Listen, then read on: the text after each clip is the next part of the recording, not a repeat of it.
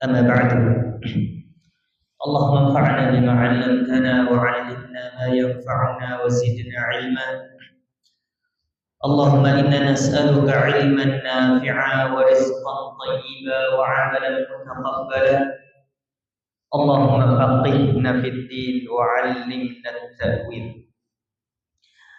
أما بعد أيها الإخوة para jemaah yang dimuliakan oleh Allah Subhanahu wa taala.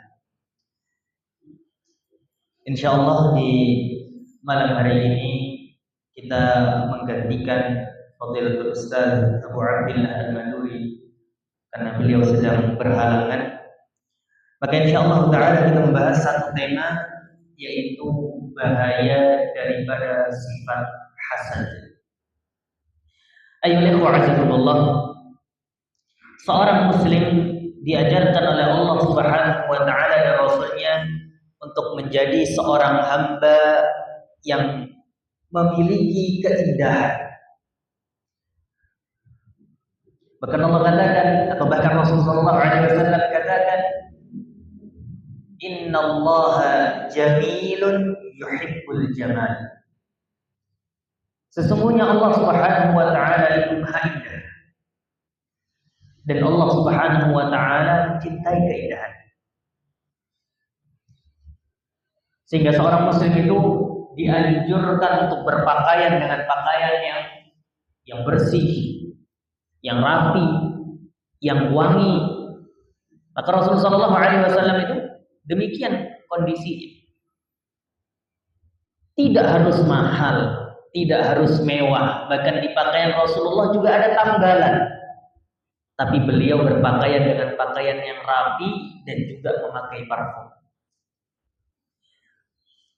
Tapi yang harus kita pahami bersama, bahwa apa yang diperintahkan oleh Allah Subhanahu wa taala dan Rasulnya untuk seorang muslim berhias di dalam perkara-perkara zahirnya, itu tidak lebih penting dibandingkan menghiasi diri bagian dalam. Tidak lebih penting dibandingkan menghiasi hati dan jiwa seorang muslim itu sendiri. Sebab kita hidup di zaman di mana perkara zahir menjadi tolak ukur, menjadi penilaian. Kita hidup di mana keindahan-keindahan yang terlihat oleh mata itu menjadi prioritas utama.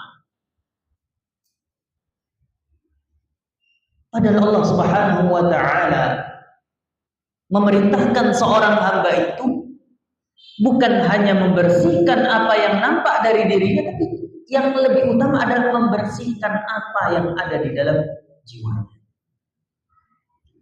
Bahkan Allah Subhanahu wa taala menyampaikan, qad aflaha man zakkaha wa qad khaba man dassaha. Sungguh telah beruntung orang-orang yang membersihkan jiwanya, membersihkan rohnya, membersihkan diri yang tidak tampak pada diri, bagian yang dalam daripada tubuhnya. Wa qad khaba man dassaha. Dan sungguh merugi, sungguh celaka orang-orang yang justru mengotori jiwanya. Ayyuhal ikhwah azakumullah, maka Islam mengajarkan kepada kita bagaimana memiliki hati yang bersih, bagaimana memiliki jiwa yang bersih. Sebab kebersihan hati, kebaikan hati itu akan berpengaruh kepada kebaikan-kebaikan zahir. Sebagaimana kerusakan hati akan berpengaruh kepada kerusakan-kerusakan zahir. Rasul sallallahu alaihi wasallam bersabda, "Ala wa inna fil jasadi mudghatan." Ketahuilah bahwa sesungguhnya di dalam jasad manusia itu ada segumpal daging, segumpal darah. Idza salahat, salahal jasadu kullu. Kalau baik benda ini, maka baik seluruh badannya. Wa idza fasadat, fasadal jasadu kullu. Kalau kotor, kalau rusak segumpal darah ini, maka rusak pula seluruh anggota tubuhnya. Ala wahyal qalbu, ketahuilah bahwa itu adalah hati. Maka bagaimana Islam mendorong kepada kita kebersihan hati, kesehatan hati, kebaikan hati. Itu menjadi tolak ukur utama di sisi Allah. Rasul mengatakan, innallaha la yanzuru ila suwarikum wala ila amwalikum walakinallaha yanzuru ila qulubikum wa a'malikum. Allah tidak melihat kepada bagaimana bentuk fisik kalian, bagaimana banyaknya harta kalian, tapi Allah melihat kepada seberapa baik amal kalian dan seberapa baik hati kalian. Maka sebagai upaya seorang muslim untuk membersihkan hatinya, membersihkan jiwanya, adalah dengan mengetahui apa saja penyakit yang bisa menyakiti hati itu. Apa kotoran yang bisa mengotorinya, apa penyakit yang bisa menjadikan hati itu bahkan sakit atau bahkan mati. Wal'iyadzubillah. Sebab untuk mengetahui hakikat kebenaran, kita juga harus mengetahui keburukan yang menjadi lawannya. Orang tidak akan paham hakikat tauhid dengan sebenar-benarnya sampai dia juga paham tentang apa itu kesyirikan. Seorang tidak akan paham bagaimana hati yang bersih sampai dia betul-betul paham penyakit apa saja yang bisa mengotori dan menjangkiti hatinya. Para jemaah dimulakan oleh Allah Subhanahu wa taala. Dari sekian banyak penyakit yang bisa menjangkiti atau mengotori hati manusia, ada satu penyakit yang begitu dahsyat, yang begitu besar bahayanya, merusak hati, merusak amal, yang Nabi SAW katakan, innal hasada ya'kulul hasanat kama ta'kulun narul hatab.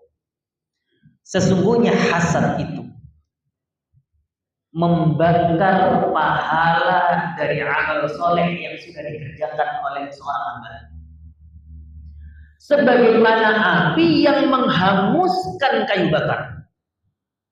Artinya amal solehnya diterima oleh Allah, tapi pahalanya hangus. Akhwatul Islam, para jemaah dimulakan oleh Allah Subhanahu wa taala. Apa sih hasad itu? Orang sering mengatakan hasad, iri hati, hasud dan seterusnya. Apa sih hasad itu? Para ulama berbeda pendapat tentang patokan hasad. Yang dikhilafkan oleh para ulama adalah batasan minimal hasad itu apa? Mayoritas ulama mengatakan batasan minimal dari hasad adalah tamanni zawalin ni'mah 'anil mun'am 'alaih.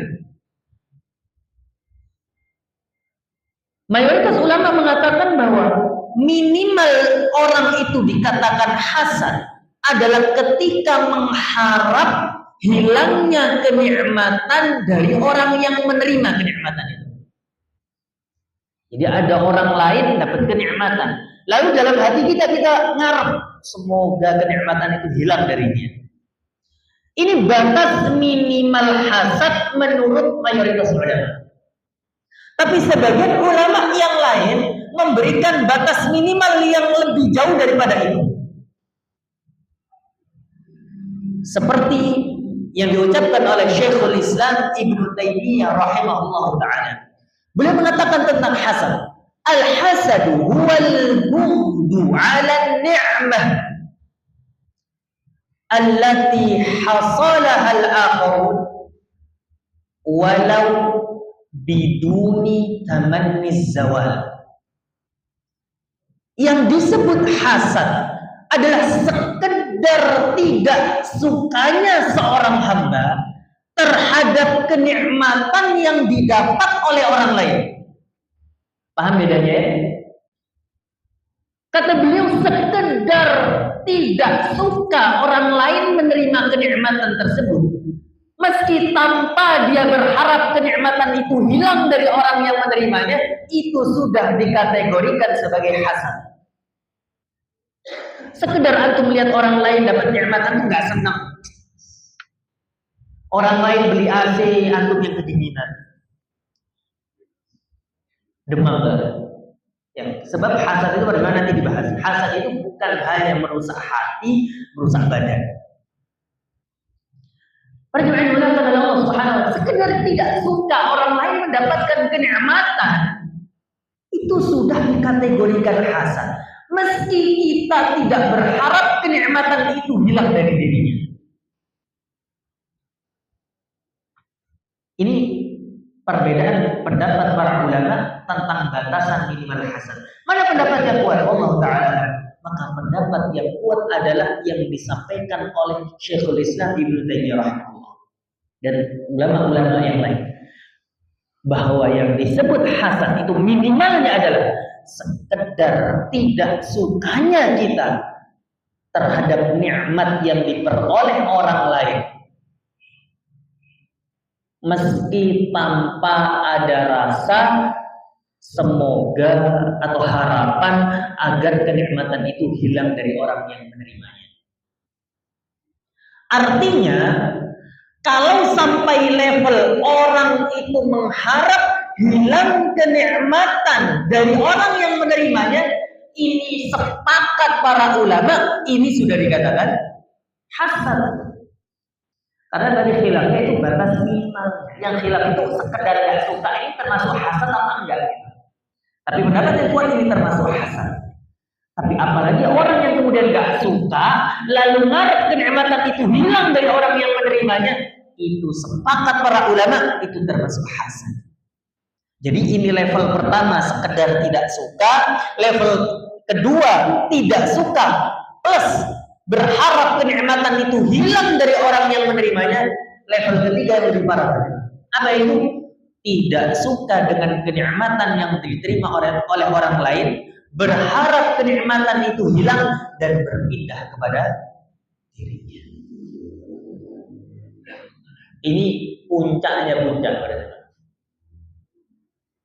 Ya, puncak hasad itu di sini. Nggak suka orang lain dapat nikmat, ngarep kenikmatan orang itu hilang, pindahnya kemana? Pindahnya kepada diri. Kok bukan saya yang menerima ini? Gitu. Perjuangan dimuliakan oleh Allah Subhanahu wa taala. Itu hakikat daripada hasad. Lalu apa sih yang menyebabkan hasad itu terjadi? Apa penyebab seorang itu terjangkiti oleh penyakit hasad? Sebab yang pertama, para jamaah yang dimuliakan oleh Allah Subhanahu wa taala. Yang pertama dan yang paling utama. Apa itu? Para ulama mengatakan al-hasadu nasha'a min dha'fil iman bil qada'i wal qadar wa qillatil fahmi li ma'anil asma'i was sifat. Hasad itu penyakit yang muncul karena lemahnya iman seseorang dalam takdir qada dan qadarnya Allah, dan karena kurangnya pemahaman dia atas nama dan sifat-sifat Allah. Makanya tidak heran kalau para ulama mengatakan apa? Mereka berdalil dengan firman Allah Subhanahu wa taala, alladzina amanu wa lam yalbisu imanahum bidzulmin ulaika lahumul amnu wa hum muhtadun. Orang-orang yang beriman kepada Allah, yakni mentauhidkan Allah, lalu tidak mencampur baurkan keimanannya dengan kesyirikan, ulaika lahumul amnu wa hum muhtadun. Mereka akan mendapatkan keamanan yang sesungguhnya di dunia dan di akhirat, dan mereka mendapatkan petunjuk hidayah dari Allah. Dari ayat ini para ulama berdalil, faman wahhadallaha haqqat tauhid. Barang siapa yang mengesahkan Allah dengan sebenar-benar tauhid, mengesahkan Allah, mentauhidkan Allah dengan sempurna, maka dia mendapatkan kebahagiaan di dunia dengan kebahagiaan yang sempurna dan akan mendapatkan kebahagiaan di akhirat. Sebaliknya, tidaklah ada kesengsaraan yang dirasakan di dunia. Demikian pula kesengsaraan yang ada di akhirat, kecuali itu disebabkan karena lemahnya tauhid dan keimanan kepada Allah. Maka contohnya hasad ini. Hasad ini penyakit hati yang sumbernya adalah lemahnya iman seorang hamba terhadap takdir Allah, lemahnya tauhid mereka, rendahnya pemahaman mereka tentang nama dan sifat Allah Subhanahu wa taala. Beliau mengatakan fal hasidu law kana 'indahu imanun qawiyyun bi qada'illahi wa qadri. Maka orang yang hasad itu, andaikan dia memiliki keimanan yang kuat terhadap takdirnya Allah Subhanahu wa taala, ma hasadan nasa ala ma qadahu Allah wa qaddarahu, maka dia tidak mungkin iri, tidak mungkin benci terhadap kenikmatan yang diperoleh oleh orang lain yang itu telah ditetapkan oleh takdirnya Allah Subhanahu wa taala. Orang kalau yakin dengan takdirnya Allah, enggak mungkin dia iri sama orang lain. Kenapa? Karena dia yakin itu takdir dia, saya punya takdir sendiri. Orang Allah berikan kemampuan untuk bisa umroh, bisa misalnya sedekah setiap hari, lalu kemudian kita nggak suka lihat orang itu karena bisa punya nama di mata orang sebab dia suka memberi, sedangkan kita nggak tahu apa yang bisa kita beri. Kita nggak suka kepada orang itu. Itu menggambarkan karena kita nggak paham dengan takdir Allah Subhanahu wa taala. Andaikan kita paham, kita katakan alhamdulillah, Allah takdirkan orang-orang ini bisa mendapat kenikmatan rezeki dari Allah dan perantaranya dia, bukan saya. Bukan saya. Adapun saya, maka saya beramal dengan apa yang telah Allah takdirkan untuk saya. Makanya hasad itu karena lemahnya iman. Walau kana 'indahu 'ilmun wa fahmun li asma'illahi 'azza wa jalla kal 'alimi wal hakimi ma hasad. Andaikan orang itu punya ilmu, punya pemahaman terhadap nama-nama, jadi makna kandungan dari nama-nama Allah Subhanahu wa taala. Misalnya Al-Alim yang Maha mengetahui, Al-Hakim yang Maha bijaksana. Mahasada, tidak mungkin dia hasad, tidak mungkin dia iri hati. Lianna Allah hakimun fi qada'ihi wa qadrihi. Karena Allah Subhanahu wa taala itu Maha bijaksana di dalam menetapkan takdir. Wa 'alimun bi khalqi, dan Allah Subhanahu wa taala Maha tahu dengan makhluknya. Faman 'alima dzalika in kaffa 'an hasadi.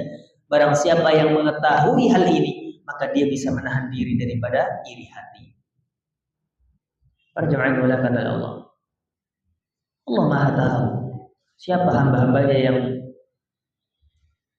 bisa diuji dengan kekayaan, siapa hamba-hambanya yang bisa diuji dengan kesulitan. Makanya orang itu kenapa, salah satu sebabnya juga, kenapa orang itu mudah iri hati? Sebab dia salah paham di dalam mengartikan sebuah cobaan. Sebab dia tidak paham tentang hakikat ujian.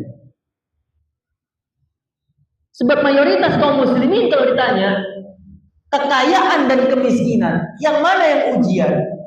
Mereka akan mengatakan apa? Yo, yang miskin Ustaz. Antara sehat dan sakit, yang mana yang cobaan?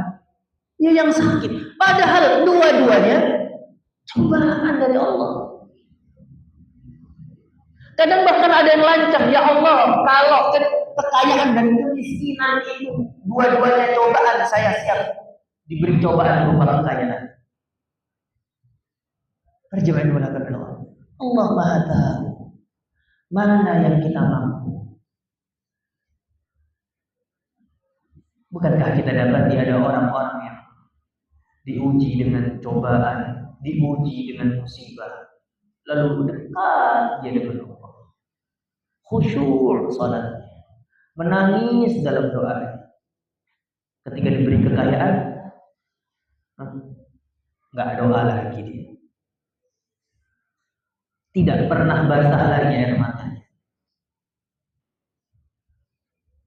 Perjalanan mudahkan oleh Allah Subhanahu wa taala. Allah Maha tahu siapa yang berhak mendapatkan ujian cobaan, siapa yang berupa musibah, siapa yang mendapatkan cobaan berupa kenikmatan.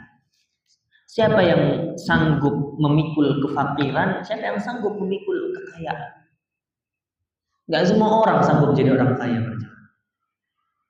Allah berfirman, "Wala nabluukum bisyarri wal khairi fitnah."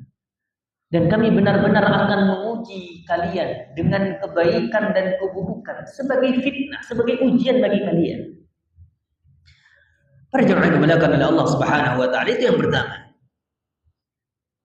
Kemudian penyebab kedua yang menyebabkan hasad itu menjangkiti hati seorang adalah al-bughd, kebencian. Ya. Bughdul mahsud, kebencian terhadap orang yang dihasadi. Perjalanan dimulakan oleh Allah Subhanahu wa taala.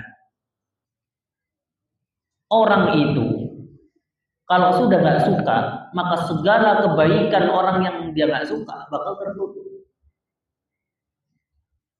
Ya. Wa 'ainur ridha 'an kulli 'aibin kalilatun wa 'ainus sukh kama anna 'ainas sukhti tubdil masawiyah. Masawiyah. Kata seorang penyair, dan pandangan cinta itu membutakan segala aib kekurangan, sebagaimana pandangan kebencian menampakkan segala aib dan kekurangan. Orang kalau sudah benci sama orang lain, mau orang itu nafas, salah. Orang itu cuma nafas sudah salah. Maka berjamaah dimulakan oleh Allah Subhanahu wa taala. Di antara bentuk hasad yang didasari oleh kebencian adalah hasadnya orang-orang Yahudi terhadap Rasulullah sallallahu alaihi wasallam. Jadi orang-orang Yahudi ini kan keturunan siapa? Sama-sama keturunan Rasulullah, dan orang-orang Yahudi ini sama-sama keturunan Nabiullah Ibrahim alaihissalam. Tapi salah satunya dari jalur putra Nabi Ibrahim yang pertama yaitu Nabi Ismail, sedangkan mereka orang-orang Yahudi dari putra istri pertamanya Nabi Ibrahim yaitu Nabi Ishak. Nah, orang-orang Yahudi ini mereka mengetahui bahwa akan ada Nabi yang terakhir. Di dalam kitab-kitab mereka tahu di tempat di mana banyak lembahnya dan banyak pohon kurmanya, sehingga kemudian mereka imigrasi, mereka berpindah dari tempat asal mereka yaitu di negeri Baitul Maqdis ketika itu, negeri Syam ketika itu, kemudian pindah sebagian ke Khaybar, sebab di Khaybar banyak pohon kurma, sebagian berpindah ke Yathrib yang kita kenal dengan Madinah. Tapi kenapa? Karena mereka berharap kemudian lahirlah Nabi terakhir di sana sesuai dengan apa yang ada dalam kitab Taurat mereka, dan mereka berharap Nabi terakhir itu lahir daripada keturunan mereka. Lahir daripada keturunan Bani Israel. Perjalanan dimulakan oleh Allah Subhanahu wa taala. Namun dengan izin Allah Subhanahu wa taala dan dengan hikmahnya, Allah ternyata menjadikan Nabi yang terakhir itu daripada anak keturunan Nabi Ismail. Irilah mereka, sehingga Allah Subhanahu wa taala tuangkan hal ini dalam Al-Qur'anul Karim. Allah Subhanahu wa taala berfirman, "Am yahsuduna an-nasa 'ala ma atahumullah min fadli." Apakah mereka hasad iri hati kepada seseorang yang Allah berikan kepadanya daripada keutamaannya? Apa kata Abdullah ibnu Abbas radhiyallahu taala anhu? Hasadu Muhammadan sallallahu alaihi wasallam ala nubuwah. Ini orang, maksud daripada firman Allah tadi itu adalah orang-orang Yahudi itu iri hati kepada Rasulullah sebab kenabian terakhir ternyata diberikan kepada Rasulullah. Padahal mereka yakin betul-betul tahu bahwa Rasulullah Nabi Muhammad adalah Rasul yang terakhir. Bahkan Allah katakan, ya'rifunahu kama ya'rifuna abna. Mereka betul-betul tahu tentang bahwa Rasulullah itu adalah Nabi yang terakhir sebagaimana mereka mengenal anak-anak mereka. Sebab ciri-ciri kenabian itu, ciri-ciri kenabian Rasulullah itu sesuai semuanya dengan apa yang mereka baca di dalam Taurat. Maka para jemaah yang dimuliakan oleh Allah Subhanahu wa taala, tapi sebab itulah mereka kemudian hasad. Kemudian yang berikutnya, sebab yang ketiga, penyebab dari hasad adalah al-kibru wal ujub. Kesombongan dan ujub. Ujub itu takjub dengan diri sendiri. Apa bedanya ujub dengan sombong? Sombong itu levelnya lebih tinggi daripada ujub. Sebab sombong itu ada unsur ujubnya. Ujub itu sekedar kita kagum dengan diri kita sendiri. Keren aku ya gitu. Itu ujub berarti. Sombong levelnya naik lagi. Apa itu? Batarul haq wa ghamtun nas. Dia tolak kebenaran, dia remehkan orang lain. Nah, meremehkan orang lain itu kan dibarengi dengan apa? Ujub, merasa diri lebih hebat daripada orang lain. Nah, para jemaah yang dimuliakan oleh Allah Subhanahu wa taala, dan ini hasad yang semacam ini, inilah hasadnya orang kafir Quraisy kepada Rasul sallallahu alaihi wasallam. Ya.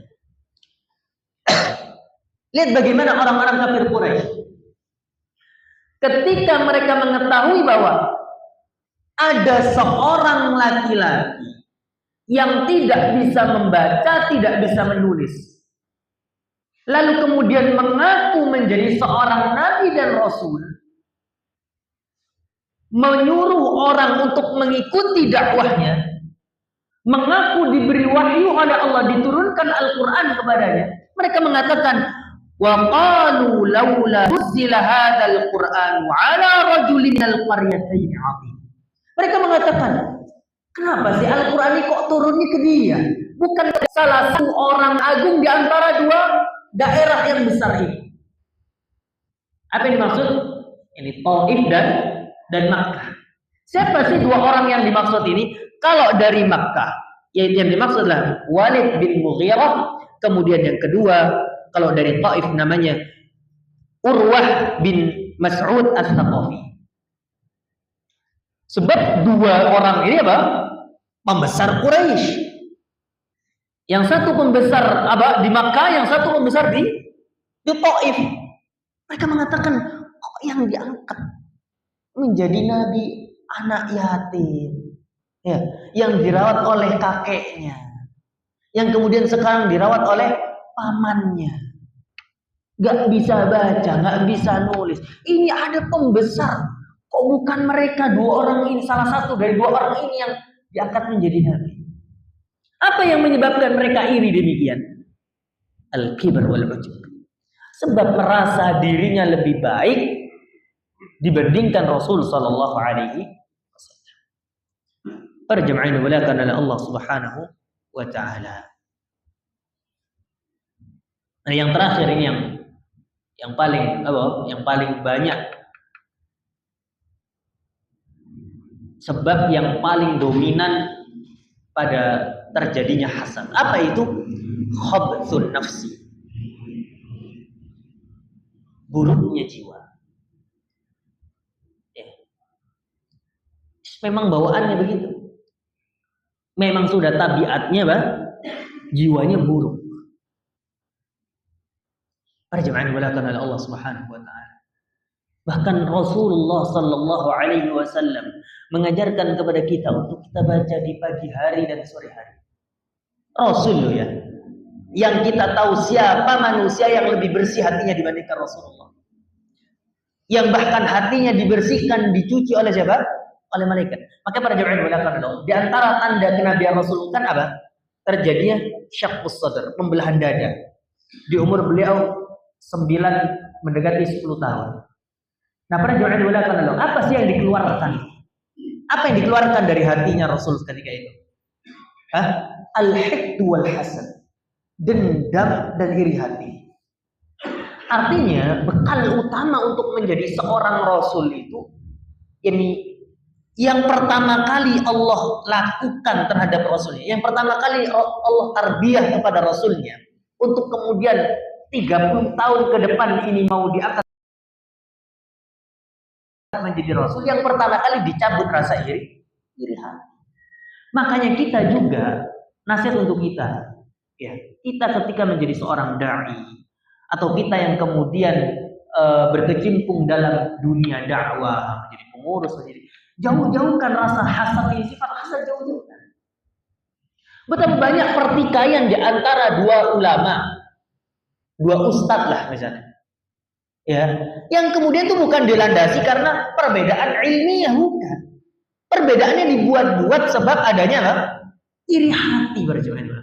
Lihat Rasul Shallallahu Alaihi Wasallam itu pertama kali yang Allah lakukan terhadap diri Rasulullah untuk 30 tahun lagi menjadi seorang Rasul itu dicabut rasa iri hati, dicabut. Tapi Rasulullah manusia yang paling bersih hatinya, setiap pagi dan sore berdoa apa? A'udzu bika min syarri nafsi wa min syarri syaitani wa syirki.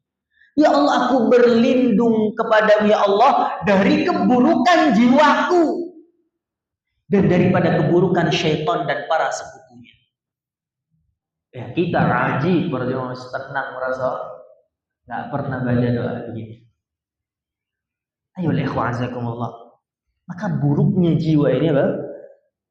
Yang menjadi sebab utama seorang itu mudah hasad. Memang suka hasad. Bahkan dalam khutbatul hajah Nabi SAW apa? Mengatakan wa a'udzu billahi min syururi anfusina wa sayyiati a'malina. Dan kita berlindung kepada Allah Subhanahu wa taala dari keburukan jiwa kita dan keburukan amal kita. Para jemaah yang dimuliakan oleh Allah Subhanahu wa taala. Apa sih bahaya daripada hasad? Ini kalau materi belum selesai nanti disambung bersama Ustaz Abu Abdillah insyaallah. Apa sih bahaya daripada hasad? Para jemaah yang dimuliakan oleh Allah Subhanahu wa taala. Ada sebuah perkataan dari Muawiyah radhiyallahu taala. Muawiyah ibnu Abi Sufyan. Beliau mengatakan apa? Laisa min khisalis syarri a'dala minal hasad. Tidak ada di antara akhlak buruk yang lebih serem daripada hasad. Tidak ada sifat buruk yang lebih mengerikan daripada hasad, iri hati. Kenapa? Yaqtulul hasida qabla an yasila ilal mahsud. Hasad ini, sifat buruk ini lebih dulu membunuh pelakunya sebelum hasad itu sampai kepada korbannya. Jadi hasad ini yang pertama kali terkena madorotnya itu siapa? Pelakunya sendiri. Apa sih bahayanya? Yang pertama, al-hasad, innal hasada ya'kulul hasanat. Hasad, iri hati itu menghanguskan pahala dari amal soleh. Amal solehnya sah, sholatnya sah, puasanya sah, tapi pahalanya hangus. Nggak ada pahalanya, nggak ada nilainya di sisi Allah. Rasul Shallallahu Alaihi Wasallam mengatakan, Innal hasada ya'kulul hasanat kama ta'kulun narul haqq. Sesungguhnya hasad, iri hati itu menghanguskan, menghancurkan amal saleh, amal kebaikan sebagaimana api yang membakar kayu bakar. Para jemaah dimuliakan oleh Allah Subhanahu wa taala. Yang pertama, yang kedua, para ulama menyebutkan dalam satu ucapan langsung. Sebagian mengatakan ini lanjutan daripada ucapan Muawiyah tadi. Apa itu? Fayasilu ilal hasidi khamsu uqubatin qabla an yasila ilal mahsudi syai'. Hasad itu menusuk 5 tusukan kepada pelakunya sebelum bahaya daripada hasad ini sampai kepada korbannya. Jadi sekali lagi yang paling dirugikan itu siapa? Pelakunya. Apa yang 5 itu? Yang pertama, ghammun la yanqati'. Keresahan, kegundahan yang enggak ada akhirnya.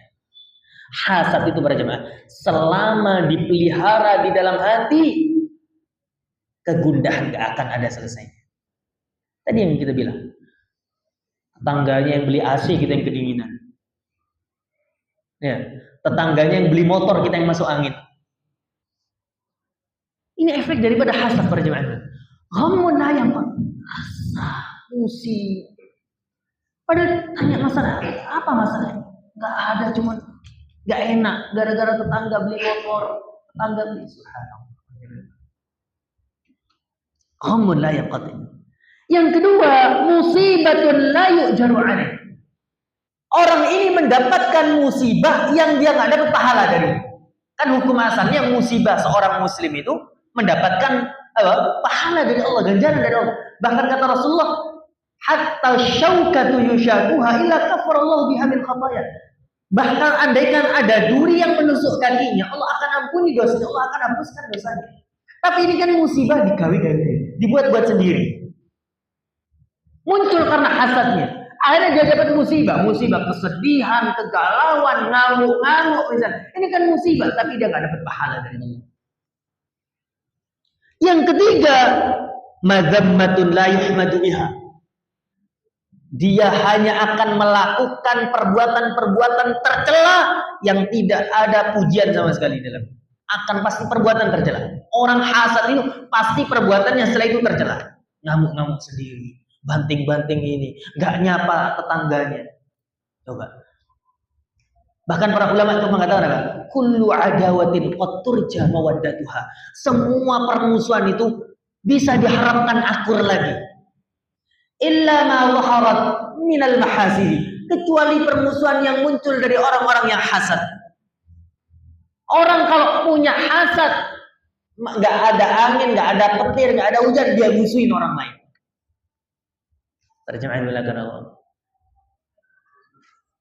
Segala perbuatannya orang ketika dia dalam kondisi hasad itu semuanya tercela. Kemudian yang keempat, sukhtur Rabb, dia akan mendapatkan murkanya Allah. Kenapa sih mendapatkan murkanya Allah? Kenapa mendapatkan murkanya Allah? Para ulama mengatakan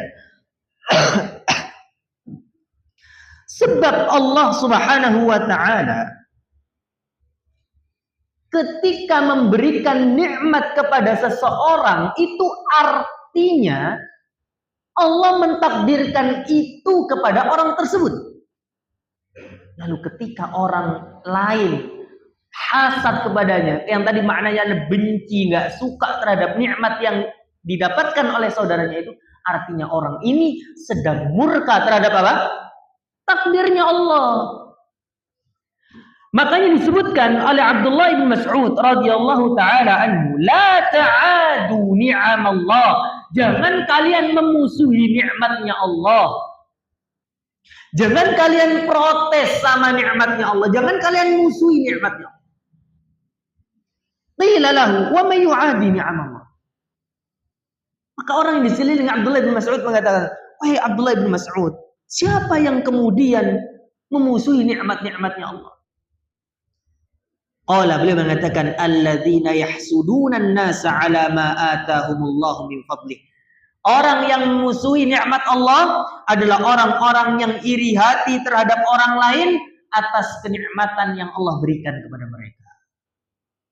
Artinya orang yang hasad itu orang yang memusuhi nikmatnya Allah. Yaqulullahu azza wa jalla fi ba'dil kutub. Allah berfirman di dalam kitab-kitab terdahulu. Ini Abdullah bin Mas'ud yang menukil ya. Di kitab-kitab terdahulu, bukan di Al-Quran ini. Ya, bisa jadi beliau menukil apa? Daripada Israiliyah. Apa kata beliau? Al-hasudu atau al-hasudu adu ni'mati mutasakhitun liqada'i ghairu radin biqismati. Beliau katakan, Allah berfirman dalam kitab-kitab terdahulu, orang yang hasad itu adalah musuh dari nikmatku, orang yang benci terhadap takdirku dan tidak ridha dengan pembagian rezeki. Baik, kita adzan terlebih dahulu, kemudian kita lanjutkan. Barakallahu.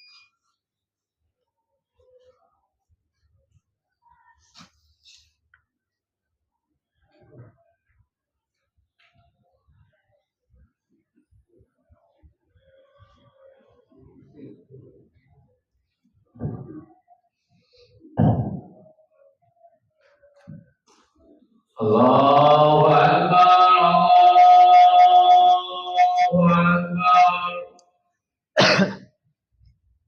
Allahu Akbar, Allahu Akbar. Asyhadu an la ilaha illallah.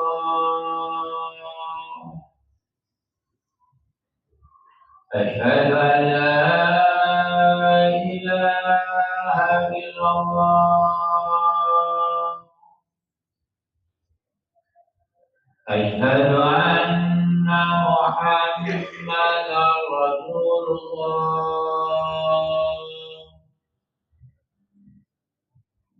Asyhadu anna Muhammadan Rasulullah.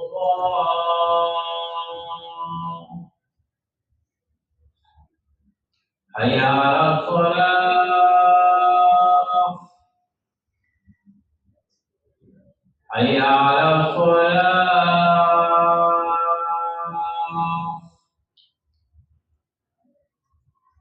hayya 'alal falah,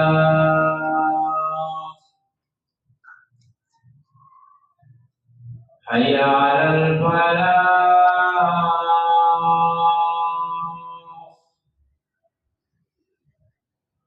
Allahu Akbar, Allahu Akbar.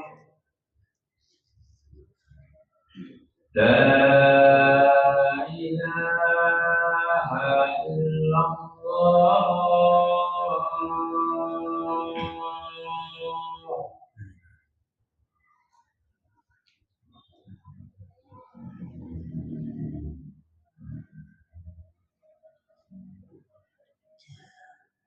Raju'in dimuliakan oleh Allah Subhanahu wa taala.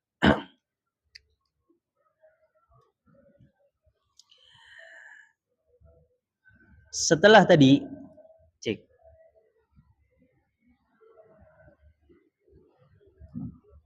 tes. Setelah tadi disebutkan bahwa cek tes.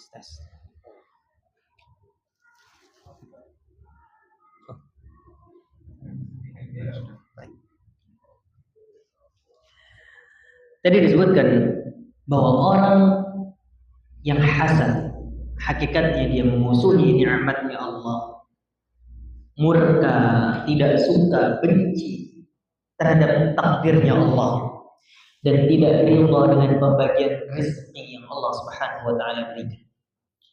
Yang kelima, yang menusuk seorang pelaku hasad sebelum hasadnya ini memadaratkan korbannya adalah adamut taufiq. Allah tidak akan memberikan taufik kepadanya. Allah tidak akan memberikan taufik kepadanya. Para jemaah dimuliakan oleh Allah Subhanahu wa taala. Kenapa demikian? Lihat orang-orang yang menolak kebenaran. Apa sebab dia menolak kebenaran? Hasad. Bukankah iblis itu menolak perintah Allah Subhanahu wa taala disebabkan karena apa? Hasad. Sampai-sampai para ulama mengatakan hasad itu kemaksiatan, awwalu ma'siyatin fis sama wa awwalu ma'siyatin fil ardh. Maksiat pertama kali yang ada di langit, maksiat yang pertama kali ada di dunia. Bukankah iblis menolak sujud kepada Nabi Adam alaihissalam disebabkan karena apa? Hasad. Hasad kepada Nabi Adam.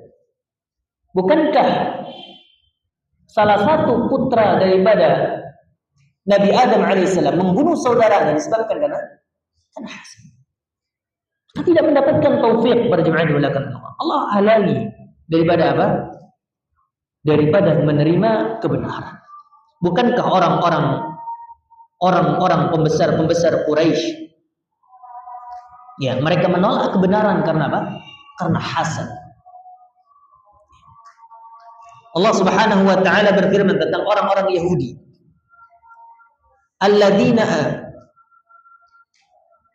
Alladzina atainahumul kitaba ya'rifunahu kama ya'rifuna abna'ahum.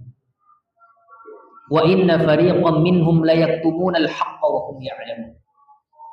Dan orang-orang yang Allah berikan kitab kepada mereka, ini orang-orang Yahudi, orang-orang Nasrani, ya'rifunahu, mereka betul-betul tahu tentang Nabi Muhammad. Kama ya'rifuna abna'ahum, sebagaimana mereka mengenal anak-anak mereka sendiri. Mereka tahu betul itu Nabi yang terakhir. Wa inna fariqam minhum la yaktumuna al-haqqa, tapi sebagian daripada mereka la yaktumuna al-haqqa, mereka menyembunyikan kebenaran itu. Wa hum ya'lamun, padahal mereka mengetahui. Apa yang mendorongnya tidak beriman kepada Rasulullah? Iri hati sekali. Para jemaah yang dimuliakan oleh Allah Subhanahu wa taala. Di antara bahaya yang lain daripada hasad bagi pelakunya, ini jadi teguran bagi kita ini, agar kita jangan mikir orang lain dulu. Mau hasad itu jangan mikir orang lain, mikir kita sendiri yang rugi kita. Lebih banyak ruginya itu kembali kepada kita. Ya. Maka para jemaah yang dimuliakan oleh Allah Subhanahu wa taala, yang berikutnya, orang yang hasad itu termasuk penghalang dikabulkannya doa. Ya, di antara bahaya hasad yang berikutnya adalah hasad itu penghalang dikabulkannya doa. Nabi sallallahu alaihi wasallam bersabda, "Thalathatun la yastajibu Allahu du'aahum." 3 orang yang Allah tidak terima doanya. 3 orang yang Allah tidak akan kabulkan doanya. Yang pertama, akilul haram, orang yang makan makanan yang haram. Yang kedua, wa mukhbirul ghibah, orang yang suka ghibah, suka rasan-rasan, suka gosip. Yang ketiga, wa man kana fi qalbihi ghillun aw hasadun lil muslimin. Yang ketiga adalah orang yang di hatinya ada kedengkian, ada iri hati kepada kaum muslimin. Allah nggak terima doa mereka. Nah, ini para jemaah yang dimuliakan oleh Allah Subhanahu. Itu bahaya. Kemudian bahaya yang berikutnya para jemaah yang dimuliakan oleh Allah Subhanahu wa taala. Hasad itu mengikis keimanan. Hasad itu, kan tadi disebutkan, hasad itu sumbernya dari lemahnya iman tentang takdir Allah dan tentang kandungan nama-nama Allah. Sehingga hasad ini semakin dipelihara, semakin besar, artinya iman itu tambah nyusut. Imannya semakin terkikis. Nabi sallallahu alaihi wasallam bersabda, "Wala yajtami'u fi jawfi 'abdin al-iman wal hasad." Dan tidak mungkin berkumpul dalam rongga dada seorang hamba antara keimanan dan hasad. Pasti kalah salah satunya. Tidak mungkin berdampingan dalam hati seorang hamba antara sempurnanya iman dengan hasad. Artinya kalau ada hasad, imannya terkikis dan tidak sempurna. Dan ketika dan tidak akan menjadi sempurna keimanan ini sampai hilang hasad dari hati hamba tersebut. Para jemaah yang dimuliakan oleh Allah Subhanahu wa taala, itu bahaya bagi orang yang melakukannya. Sekarang apa bahayanya bagi korban? Apa bahaya bagi korban? Para jemaah yang dimuliakan oleh Allah Subhanahu wa taala, bahayanya bagi korban, sampai-sampai para ulama mengatakan itu, mengatakan begini, andaikan tidak ada dalil perintah meminta perlindungan dari orang hasad, hampir-hampir kita tidak tahu apa dampak buruk hasad terhadap korban.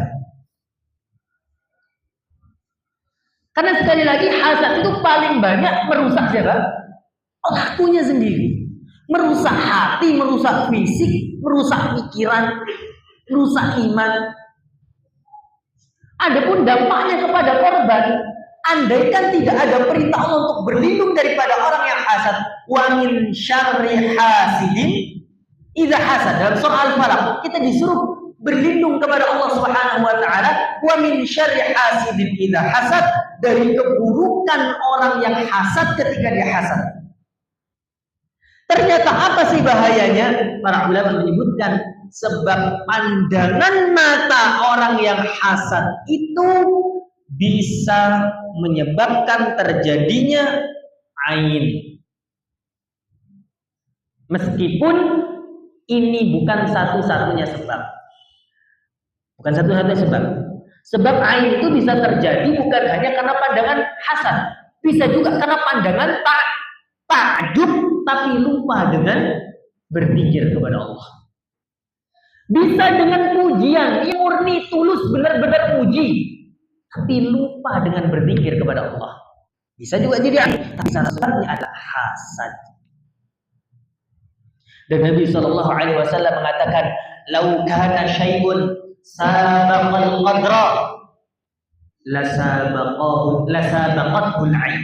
Andaikan ada sesuatu yang bisa membalap takdir Allah, niscaya yang bisa melakukan adalah ain. Tapi tidak ada yang menyalip takdirnya Allah. Tapi saking apa? Saking cepatnya itu dampak ain. Bagaimana orang sekali dipuji bisa langsung apa? Binasa. Terjemahnya mengatakan Allah, ini ain. Makanya Nabi mengatakan al-ainu haqqun, ain itu benar adanya. Lalu apa yang kita lakukan kalau kita lihat orang itu terkena ain? Ya, atau ada kemungkinan terkena ain. Maka Nabi mengatakan fa idzastaghsaltum faghsilu. Kalau kalian bisa minta bekas mandinya, para ulama mengatakan di sini tidak harus bekas mandi. Bekas wudu bisa, atau apa saja yang bekas daripada apa? Tubuhnya, bersentuhan dengan tubuhnya. Faghsilu, maka mandilah dengan itu. Arti pengobatan terkena apa? Ain itu adalah seorang minta bekas mandi atau wudunya seseorang, air bekasnya itu dimandikan kepada korban yang kena ain. Maka dengan izin Allah akan sembuh. Nah, para jemaah yang terakhir, selain berbahaya bagi pelaku, bagi korban, tapi juga berbahaya bagi masyarakat. Kalau penyakit hasad ini dipelihara di antara masyarakat di dalam satu tempat, atau dipelihara oleh dua orang atau beberapa orang dalam satu tempat, satu organisasi, satu lembaga pendidikan, satu masjid, hancur itu berarti, hancur. Di sini disebutkan al-hasadu, ya. Hasad itu yumazziqul mujtama' wa yufarriqu, merobek-robek persatuan masyarakat dan memecah belah mereka. Lihat bagaimana kisah nyata yang Allah sebutkan di dalam Al-Quran tentang Nabi Yusuf dan persaudaraannya, dan Nabi Yusuf dan saudara-saudaranya. Bukankah Nabi Ya'qub telah menyatukan mereka di atas iman, tapi sebab hasad hancur bro. Terpecah belah di antara mereka. Ya. Kemudian yang berikutnya isya'atul jarimah. Ketika hasad ini dipelihara di tengah-tengah masyarakat, semakin banyak kemudian terjadi apa? Terjadi al-jarimah itu kriminalitas tersebar. Bukankah sekarang banyak pembunuhan, tetangga bunuh tetangganya? Karena sebab apa? Iri. Sebab warungnya kalah rame. Subhanallah. perkara warung sana kalah rame. Makanya ikhwazakumullah, ini bahayanya hasad. Ya. Lihat bagaimana kerusakan yang terjadi sampai iblis dikeluarkan dari ini, iblis dilaknat oleh Allah Subhanahu wa taala. Lihat bagaimana sampai terjadi pembunuhan pertama kali di dunia ini disebabkan karena apa? Karena hasad. Bahkan Mujahid, Al-Imam Abu Qatadah mengatakan, "Ma qatalu Utsmana illa hasad." Tidaklah mereka orang-orang Khawarij itu membunuh Utsman bin Affan itu disebabkan karena hasad. Ternyata pembunuh Utsman bin Affan itu karena hasad mereka membunuh Utsman. Ay hasaduhu 'ala al-khilafah fa habbu an yuzilaha 'anhu. Mereka ingin memperoleh kekuasaan sebenarnya. Mereka hasad sebab Utsman yang menjadi khalifah dan ingin menghilangkan kekhilafan itu dari siapa? Dari Utsman bin Affan. Para jemaah yang dimuliakan oleh Allah Subhanahu wa taala, ini yang bisa kita sampaikan.